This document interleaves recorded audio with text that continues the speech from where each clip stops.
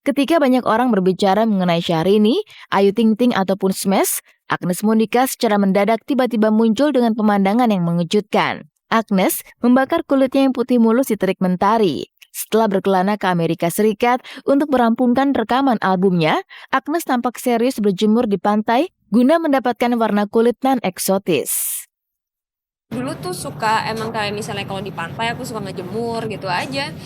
Ya biasa.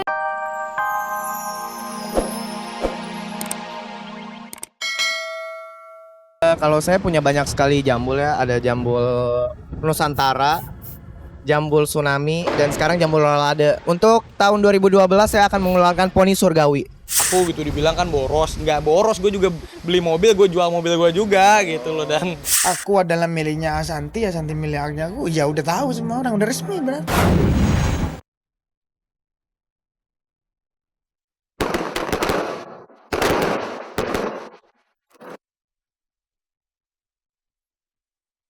Tahun 2011 dalam hitungan hari akan segera berakhir.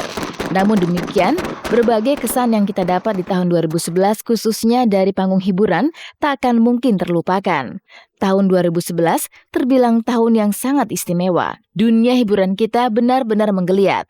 Di sana-sini muncul wajah-wajah baru menyaingi wajah-wajah lama. Berbagai aksinan heboh juga tersaji di depan mata. Di antara banyaknya kejadian unik dan lucu, lakon-lakon Syahrini patut untuk dicatat sebagai yang paling atraktif. Dari gaya berbicara syahdu dan menggemaskan ala Syahrini, gaun busana, aksesoris, hingga berbagai bentuk jambul yang mampu menjadi trendsetter gaya rambut di tengah masyarakat kita. Syahrini patut dicatat dalam rekor pemicu mode karena selalu tampil inovatif dan selalu memunculkan sesuatu yang baru di hadapan publik. Yang terbaru adalah ketika Syahrini memunculkan bentuk jambul baru di perhelatan FFI 2011 yang ia beri nama Jambul Terowongan Casablanca. Awalnya hanya ini bener-bener ini ngomong spontan nyeplos ke aku mah ceplos-ceplos apa gitu, suka nyeplos aja tanpa ada filter gitu, dalam artian tapi bercandaan gitu ya. Nah, dari mulai bercandaan itu makanya menjadi sesuatu yang barangkali hari ini dibicarakan. Tapi nggak apa-apa, mudah-mudahan sepanjang dibawanya ke arah yang positif, menjadi inspirasi barangkali untuk menjadikan keberkahan untuk orang banyak. Tidak ada pencapaian yang signifikan, melainkan bagaimana cara aku bersyukur saja atas keberkahan ini. Semua dilancarkan pekerjaan. Entah ikutan latah atau ingin menyaingi Syahrini, Ayu Ting Ting pun sempat memunculkan tren istilah di atas panggung. Ucapannya syik asyik yang kerap ia lontarkan kala membawakan acara di atas pentas menjadi tren yang cukup tenar di tengah masyarakat kita. Kebiasaan karena waktu itu kan jadi host acara musik, terus itu dipasang lagu gue kan, alamat palsu, asik-asik gitu, jadi nggak bisa berhenti gitu, asik-asik gitu, terus kebiasaan cuy. Banyak yang pengen saya di trend centerin, bener gak sih bahasanya? Bener gak? Ya nggak apa-apa, saya seneng malah, jadi contoh ya kalau kayak gitu, asik-asik. Jadi contoh, maksudnya banyak yang niruin itu, berarti saya berhasil. Saya buat image saya seperti ini berarti berhasil, disukai sama semua orang, diikutin sama mereka. Asik-asik.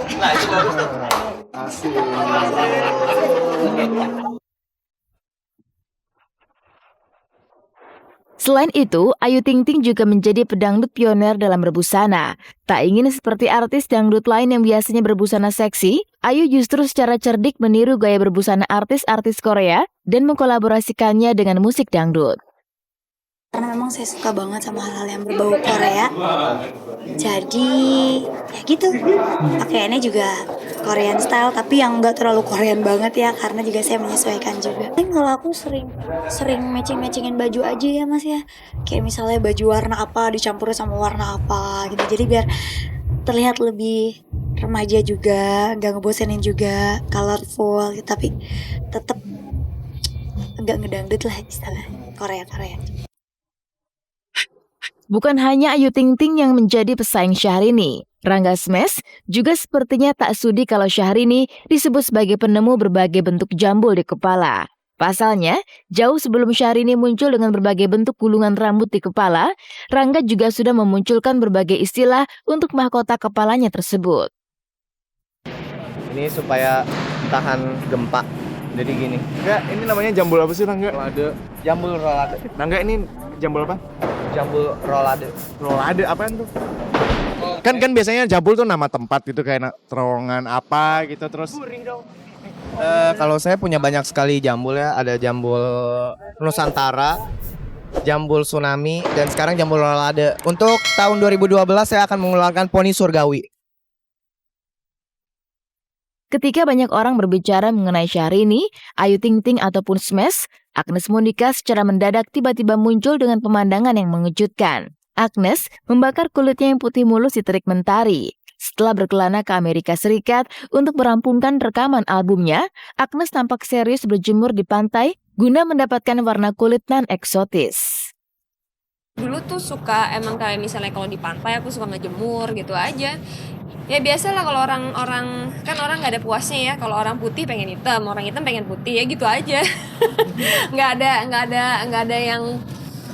ada satu konsep apa enggak, emang dari dulu aku suka kulit yang lebih gelap gitu, lebih eksotis aja menurut aku gitu.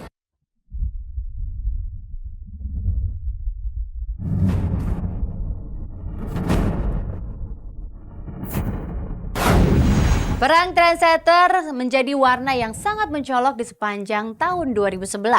Seolah tiada hari tanpa gaya penampilan baru, sehingga mereka layak disebut sebagai sang pencipta trendsetter. Sementara itu di sisi lain, tahun 2011 juga telah menghasilkan kristalisasi keringat sederet selebriti. Kerja keras, jeripaya di panggung hiburan diwujudkan dengan kemewahan kendaraan dan hunian. Seperti apakah kemewahan yang mereka beli? Benarkah miliaran rupiah telah mereka gelontorkan demi barang mewah?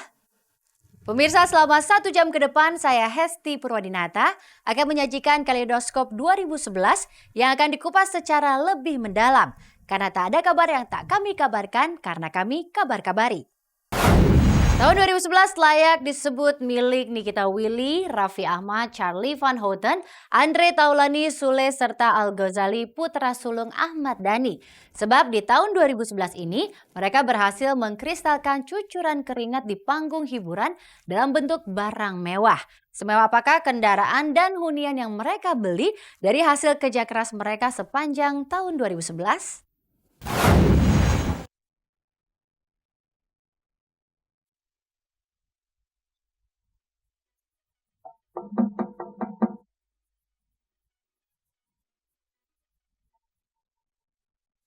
Siapakah artis terkaya di negeri ini?